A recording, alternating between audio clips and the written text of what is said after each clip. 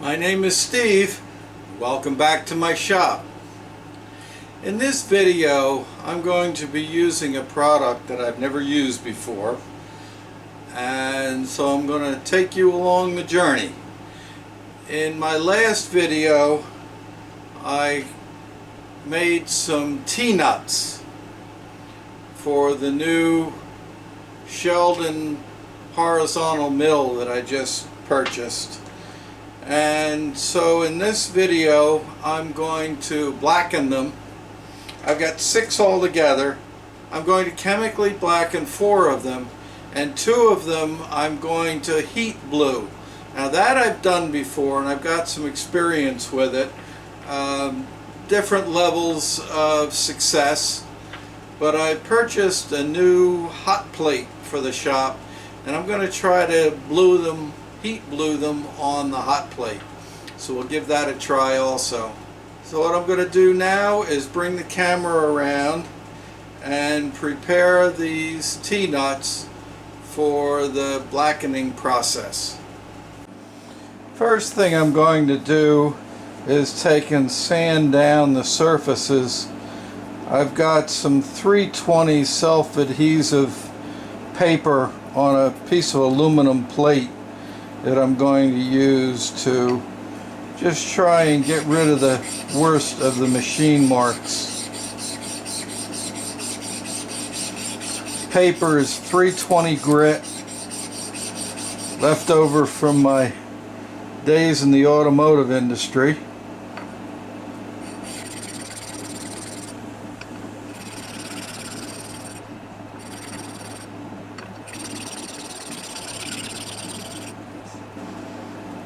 They're cleaning up pretty good, and what I have done is I've wrapped the paper around the edge, so I'm going to try and do the inside of these also. Not too bad.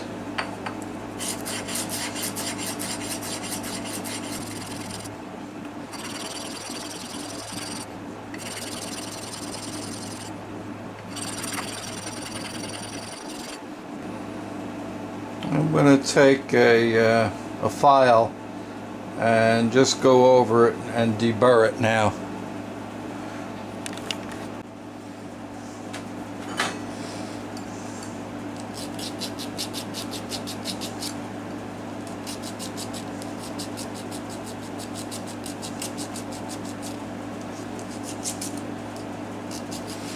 I'm just taking a jeweler's file and going over, making sure I've got all the sharp edges off.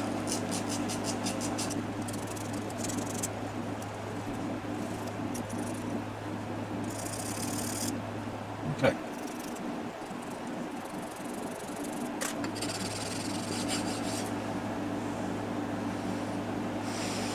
Yeah, I'm pretty satisfied with the finish on that. I got rid of most of the tool marks. So I'm going to do the rest of them and then we'll go to the next step in the process. And the next thing I'm going to do is clean them in acetone, get all the oil, machining oil, and oil from my hands off of them.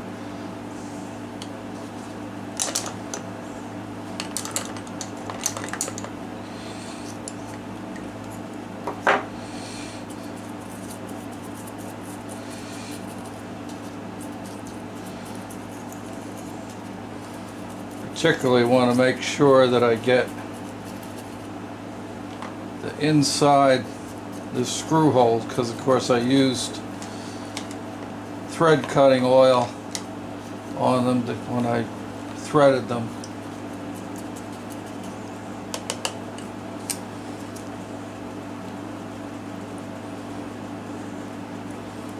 Take them out, let them dry.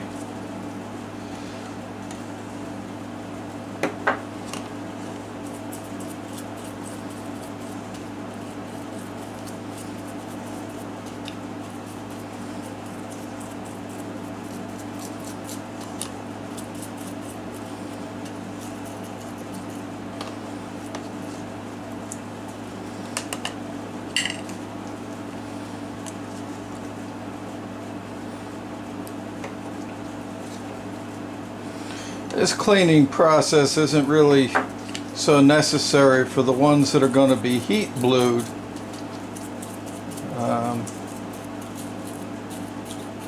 But at this point I don't know which is going to be which, so I'm going to do them all, that way I can't make any mistakes.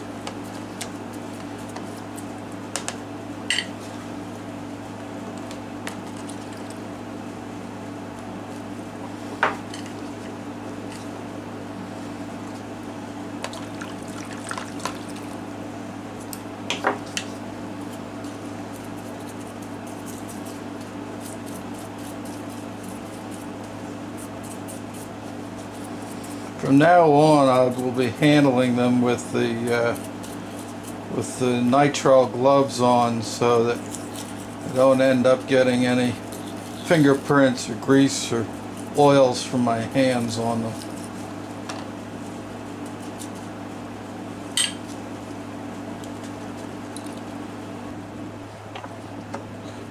Get it out here, so I can dry off.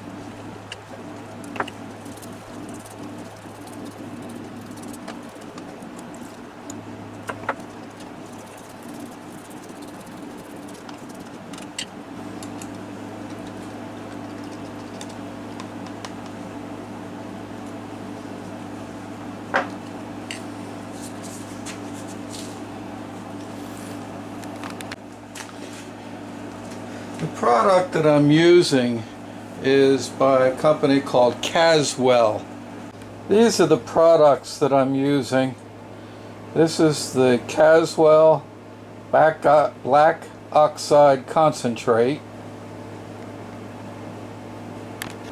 And I bought a kit, 1 pint. And I'm also going to use, just because I've got it, this is the Black Oxide Activator. I'm not sure how necessary that is. The instructions said that for hardened steels and so on, it definitely makes a difference. And this is for primarily hard to blacken metal. Steel has to be steel. It doesn't work on aluminum or iron. So I'm going to try that out first. I'm going to mix it. It's 1 part activator to 9 parts distilled water. So I've already got I've got 9 ounces of distilled water.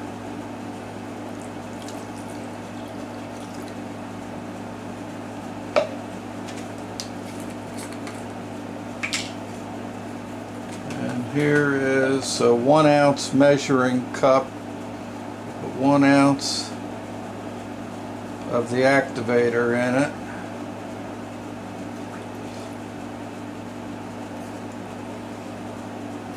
To avoid cross-contamination, I've got a clean measuring cup that I'll use for the black oxide concentrate. 9 ounces of water.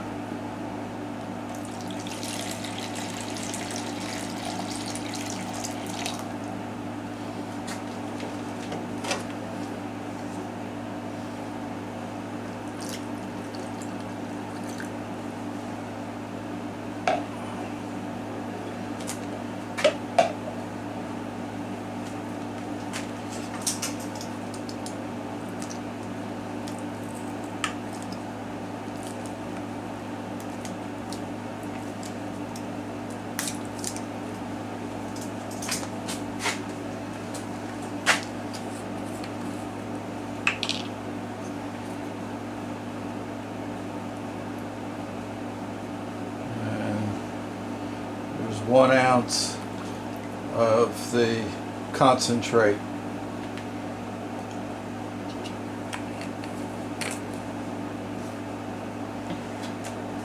I'm going to fill up one of the next one. It will be for the rinse.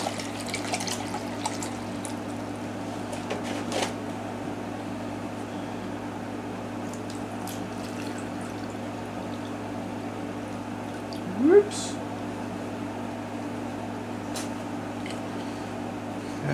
put the parts in the activator for 2 to 5 minutes.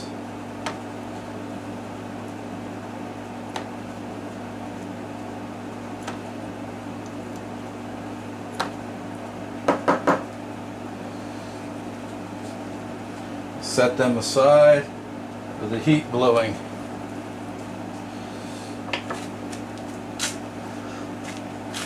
I'll bring you back when they're ready to go into the blackening solution. Okay, they've been soaking for 2 minutes now. I'm going to put them into the blackening solution. Let's take and stop. Whoops. Stop the stopwatch, reset it, and they can go in the blackening solution for 30 seconds to 5 minutes. So I'm going to put them in and kind of watch them.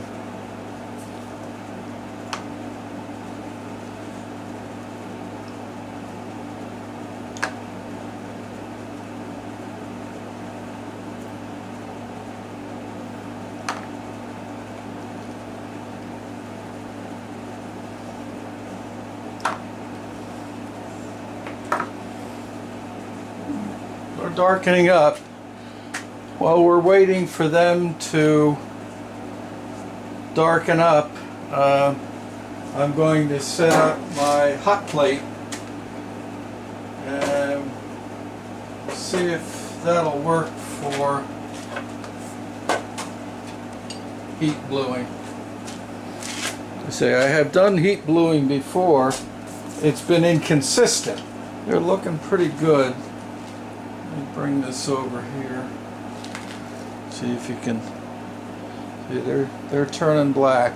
After I take them out of there, they'll go into the freshwater rinse, followed by an oil-based sealer, the penetrating sealer.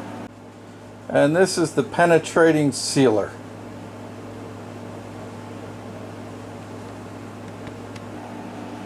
They look pretty good. I've left them in for 2 minutes. I'm going to take them out now and put them in the freshwater rinse.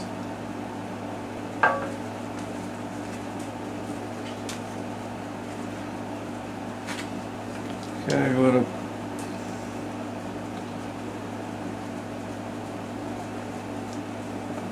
to put some of the sealer in this separate container. Oops, making a mess with that. How did I know that was going to happen?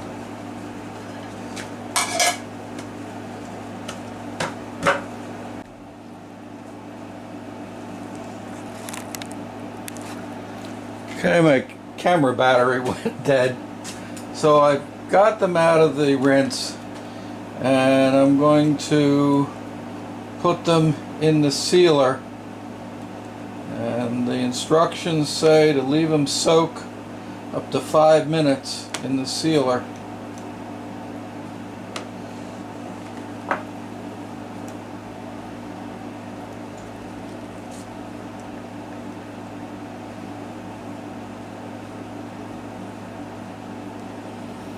I just set my timer, and while that's going on, I'm going to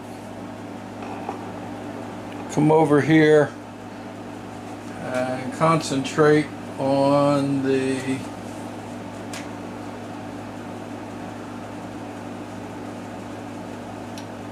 new hot plate that I just got for the shop.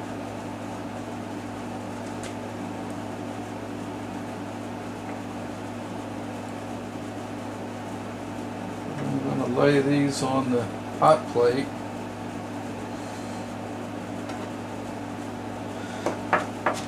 See what happens. The nut on the far side is starting to get a straw temperature to it. It's going. Now it's dark. I'm going to take and try and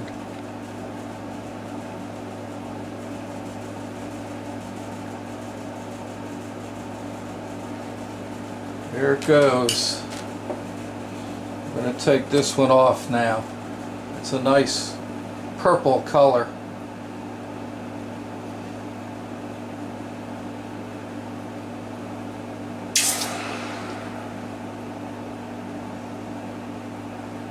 Pretty nice.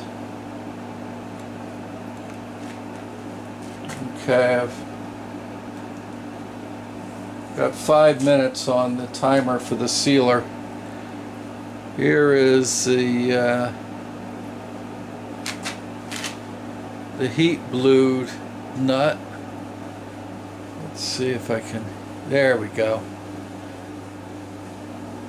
That's a pretty nice color. There's the other one.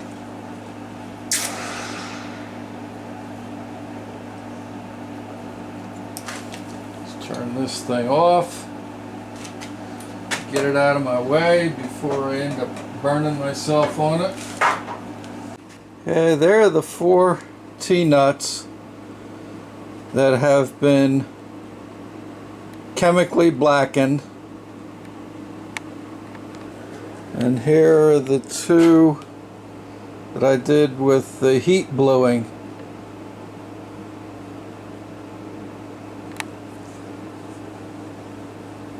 I'm pretty happy with that chemical blackening process if it holds up.